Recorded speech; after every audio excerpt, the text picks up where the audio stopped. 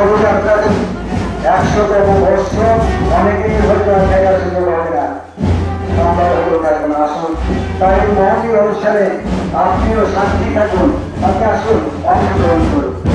বড়লাকান্দ সাধারণ পাঠাগারের পদযাত্রা এগিয়ে চলেছে।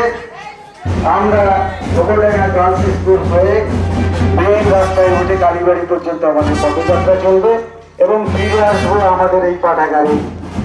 সেখানে পাঠাগারের পূর্ণ সত্য হবে 100তম বর্ষে উন্মোচন করবেন বর্ষিয়ান সদস্য এবং সেক্রেটারি এবং উদ্যোক্তাদের মধ্যে একজন শ্রী অসীম রঞ্জন মজুমদার মহাশয়।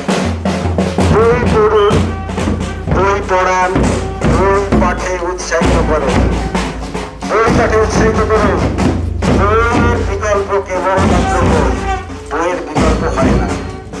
আমরা তো এগিয়ে চলেছি বর্তমান যুগে, সায়েন্সের যুগে, তাই ইন্টারনেট বা এগুলো তো আসবে। আমাদের নতুনকে যেমন গ্রহণ করে নিতে হবে, তেমনই পুরাতন যে সমস্ত আছে পুস্তক রসি